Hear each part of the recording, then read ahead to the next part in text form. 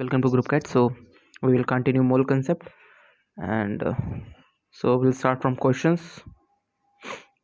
Question 1 is from 1 mole substance of from 1 mole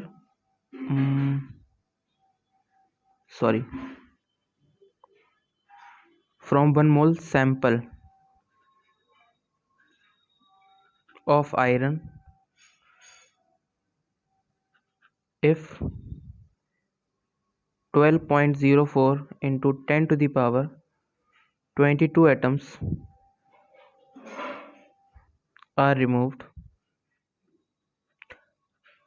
then remaining number of moles will be. ये हमारा question है. अब आपको इसे सॉल्व करना है.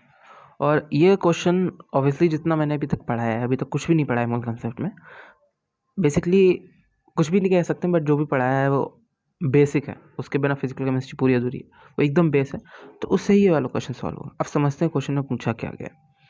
क्वेश्चन में कहा गया कि from 1 mole sample of iron. Okay, so from 1 mole sample of iron, if 12.04 into 10 to the power 22 atoms are removed, then remaining number of moles will be. तो क्वेश्चन में सिंपल हम लोग को यही पूछा गया. ठीक है ना. अब हम लोग आगे बढ़ते हैं. देखो, हमने अभी एक फॉर्मूला पढ़ा था कि फॉर अ सब्सटेंस जो मोल्स होते हैं वो होता है number of unit particles upon N. ये हमने कल बेसिकली जो कल लेक्चर आया था उसमें ये वाला फॉर्मूला हम लोग ने पढ़ रखा था. ठीक है ना. अब हम लोग को बताने कि रिमेनिंग जो मोल्स हैं वो कितने होंगे. बेसिकली हम लोग को ये बताना है. तो इसमें ये कहा गया था कि फ्रॉम 1 मोल से क्या हुआ है, 1 मोल ऑफ आयरन से 1 मोल आयरन था, उससे क्या गया है कि इतने एटम्स 1 मोल आयरन से क्या किया गया है, 12.04 into 10 to the power 22 atoms जो हैं निकाल लिए गए हैं. ठीक है ना. निकाल लिए गए. अब उसमें पूछा गया है कि are removed, then remaining number of moles. तो अब रिमेनिंग नंबर ऑफ जो मोल्स है वो कितने होंगे जो सैंपल ऑफ आयरन है उसके. ठीक है ना. अब देखो क्वेश्चन को अप्रोच कैसे करना है. देखो जो ड्रॉपर्स वगैरह उन्हें तो बिल्कुल आगे हुआ, जो फ्रेशीज हैं उनको बता रहा हूँ क्वेश्चन को समझना कैसे. ठीक है ना. देखो अब 1 मोल में कितने पार्टिकल होते हैं. 1 मोल में होते हैं 6.02 into 10 to the power 23 particles होते हैं, यूनिट पार्टिकल्स होते हैं.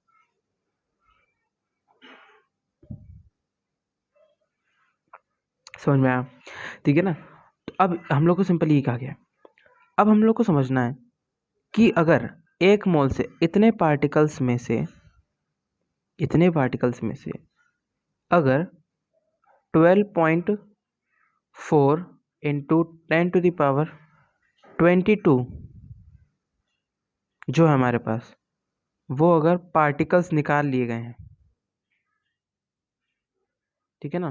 तो इसका मतलब क्या होगा, 1 मोल में से मतलब इतने पार्टिकल्स में से इतने पार्टिकल्स निकाल लिए गए हैं. समझ में आ रहा है. मतलब देखो 1 मोल में इतने पार्टिकल होते हैं, तो इतने पार्टिकल्स में से जो क्वेश्चन कह रहा है वो मैं समझा रहा हूँ.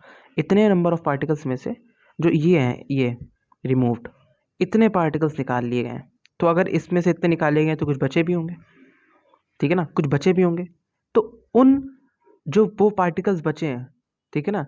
और हम लोग जानते हैं कि जो मोल्स होता है हमारा, जो मोल्स होता है, कहाँ गया मोल्स, ये ग्रुपिंग पैरामीटर है. ठीक है ना. सपोज हमारे पास अगर 6 केले हैं, हमारे पास अगर 6 बनानास हैं, तो हम लोग इसे क्या कहेंगे कि ये हाफ डजन ऑफ बनानास है हमारे पास. ठीक है ना. तो एक डजन जो हो गया हमारा एक ग्रुपिंग पैरामीटर हो गया. ठीक है ना. तो अगर इतने पार्टिकल्स में से अगर इतने निकाल लिए हैं, ठीक है ना, तो कुछ क्या होंगे, कुछ बचे भी होंगे. तो जो वो बचे पार्टिकल हैं वो कितने मोल्स हैं, वो हाफ मोल्स भी हो सकते हैं, ठीक है ना, वो कितने मतलब उसको ग्रुपिंग कर दो आप और मोल्स में लिख दो, ये क्वेश्चन कह रहा है। और इस फॉर्मूला को लगा के हम लोग निकाल लेंगे। समझ में आया? बट अब यहाँ पर प्रॉब्लम क्या आती है, आप क्वेश्चन को फिजिकल केमिस्ट्री में कैलकुलेशंस की भी बहुत बड़ी प्रॉब्लम आती है, ठीक है ना, आप कैलकुलेशन कैसे करते हो, ठीक है ना। तो अब आप क्या करोगे, अगर आपको मतलब टैकल करना है तो आप पहले इसको माइनस करोगे, बहुत डिफिकल्टी आएगी इसमें, ठीक है ना। तो आप देखो पहले क्या करोगे, आप करोगे कि अब मैं क्वेश्चन को अप्रोच कर रहा हूँ कि इनिशियल नंबर ऑफ मोल्स, यहाँ देखो जो इनिशियल नंबर ऑफ मोल्स थे वो हमारे पास 1 थे, ठीक है ना, वो हमारे पास 1 थे, और इतने जो पार्टिकल्स हैं वो निकाल लिए गए हैं, ठीक है ना। तो ये जो निकाले गए पार्टिकल्स ये कितने मोल्स है ये निकाल लेते हैं, और जितने मोल्स निकलेंगे वो 1 में से माइनस कर देंगे और लेफ्टिंग मोल्स आ जाएंगे, जितने भी जो बचे हुए मोल्स हैं। ये भी आइडिया सही है, ठीक है। तो इन वाले पार्टिकल्स का जो है वो कितना मोल्स है वो निकाल लेते हैं। तो मोल्स का फॉर्मूला क्या है, तो नंबर ऑफ यूनिट पार्टिकल्स तो कितने हैं 12.04 इंटू 10⁻22 और Na तो 6.02 इंटू 10⁻23, राइट। तो यहाँ पर क्या हो गया 2, राइट। और यहाँ पर जो बचा, यहाँ पर बचा नीचे 10, तो बेसिकली 0.2 मोल्स, बेसिकली 0.2 मोल्स हम लोग के निकाल लिए। मतलब अब देखो अब पूरा क्वेश्चन क्या हुआ, देखो ध्यान से देखना, जो ये है ये हमारे पास 1 मोल है, क्योंकि 1 मोल इसको कितने पार्टिकल होते हैं Na, बेसिकली Na है ये, ठीक है ना। तो ये हमारे पास कितने पार्टिकल हैं, ये 1 मोल पार्टिकल है, ठीक है ना। और ये अभी हमने कितने निकाले, ये हमारे पास 0.2 मोल है। अब बोला गया है क्वेश्चन में, क्या पूछा गया है कि 1 मोल में से 0.2 मोल पार्टिकल्स निकाल लिए तो नंबर ऑफ जो मोल्स हैं रिमेनिंग वो बताने हैं। तो आंसर निकाल लो, 1 minus 0.2 is equals to 0.8 moles, आ गया आंसर, ठीक है ना। ये क्वेश्चन देखो बहुत सिंपल था, बस मैंने जो 11th क्लास के स्टूडेंट्स हैं जो फ्रेशीज़ हैं उनको समझाने के लिए बताया था कि क्वेश्चन को समझना कैसे है, क्योंकि बहुत सारे बच्चों को कन्फ्यूजन लगता है, बट शायद मेरे समझाने के बाद उन्हें कन्फ्यूजिंग नहीं लग रहा होगा, उन्हें एकदम 100% क्लियरिटी हो गई है, और खासकर ऐसे जो टीचर्स हैं वो नहीं समझाते थे, ठीक है ना। सो अब नेक्स्ट क्वेश्चन देखिए, और ये खुद ट्राई करने की कोशिश करिए वीडियो को पॉज करके, ठीक है ना। तो नेक्स्ट क्वेश्चन है the total number of atoms in 5 mole of C6H12O6 will be, ठीक है ना। ये हमारे पास क्वेश्चन है, आप क्वेश्चन को समझने की कोशिश करते हैं। देखो ये क्वेश्चन को करने के लिए आपने जितने भी मेरे पिछले लेक्चर्स हैं उनको देखना बहुत ज़रूरी है, उससे आपको जो है 100% क्लियरिटी आ जाएगी, ठीक है ना, ठीक है ना। तो हम लोग अब जो है क्वेश्चन समझते हैं। तो देखो सबसे पहले क्वेश्चन को समझने के लिए पहले लेक्चर्स जो मैंने किए हैं उसको देखना आपको बहुत ज़रूरी है। तो हम लोग देखते हैं, अब total number of atoms in 5 mole of C6H12O6 will be, ठीक है ना। मतलब इस जो कंपाउंड है इसके 5 मोल में से टोटल नंबर ऑफ एटम्स कितने होंगे। बहुत आसान है, देखो बहुत आसान है, सिंपल सी बात है। देखो जो ये है ये हमारा कंपाउंड है, कंपाउंड किस लिए, क्योंकि इसमें क्या है, इसमें एक से ज़्यादा जो है एलिमेंट्स है, कार्बन हाइड्रोजन और ऑक्सीजन, इसलिए कंपाउंड, और ये fixed marks composition of mass में आता है, ठीक है ना, इसलिए कंपाउंड है। अब देखो कंपाउंड है ये, ठीक है ना, तो इसका जो यूनिट पार्टिकल होगा, इसका जो यूनिट पार्टिकल होगा वो क्या होगा हमारा 1 मॉलिक्यूल ऑफ C6H12O6, इसका जो यूनिट पार्टिकल होगा वो क्या होगा 1 मॉलिक्यूल होगा, ठीक है ना। अब हम लोग आगे बढ़ते हैं, और एक मॉलिक्यूल में अगर इसका एक मॉलिक्यूल देखें, इसमें टोटल नंबर ऑफ एटम्स कितने, देखो टोटल नंबर ऑफ एटम्स कितने हैं 6 + 6 12 + 12 24, तो टोटल नंबर ऑफ एटम्स जो इसके एक मॉलिक्यूल में है वो 24 है, ठीक है ना। अब हम लोग आगे बढ़ते हैं, ठीक है ना।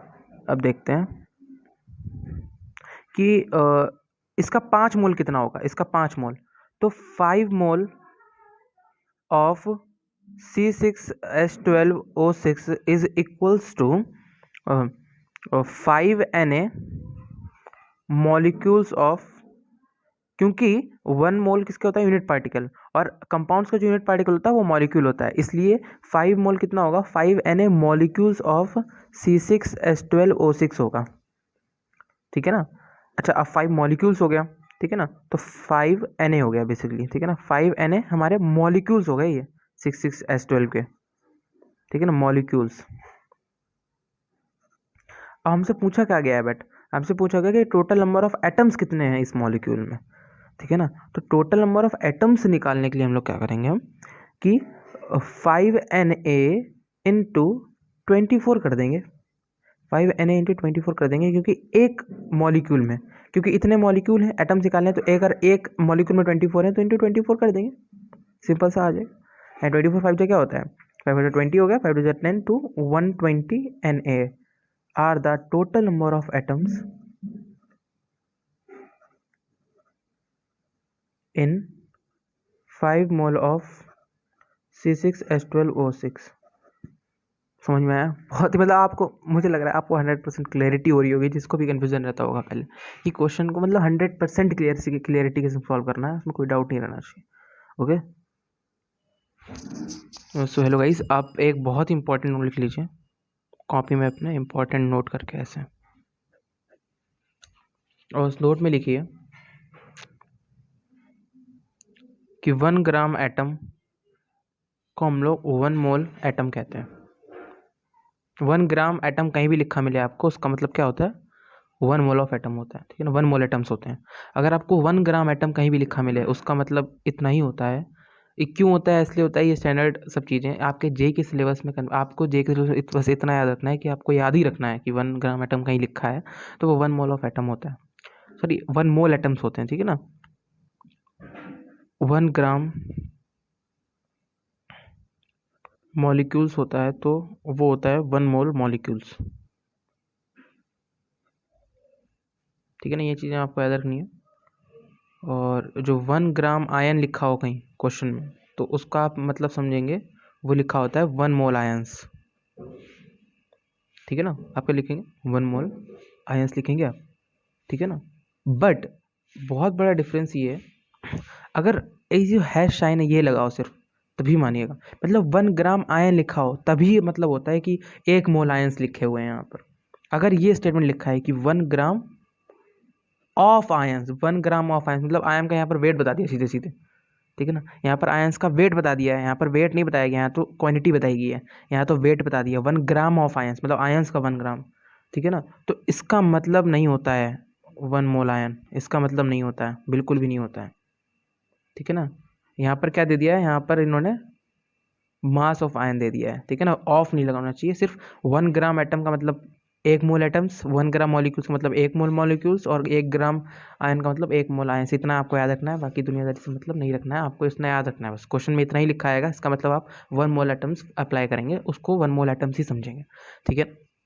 अब मैं कुछ क्वेश्चंस आपके सामने देखूंगा, वो आप होमवर्क करके लाएंगे, ठीक है ना, होमवर्क करके लाएंगे, और वो क्वेश्चंस अभी आपके सामने आ जाएंगे, और उन क्वेश्चंस को आप ट्राई करिएगा, ठीक है ना। Thank you very much and subscribe to group cat.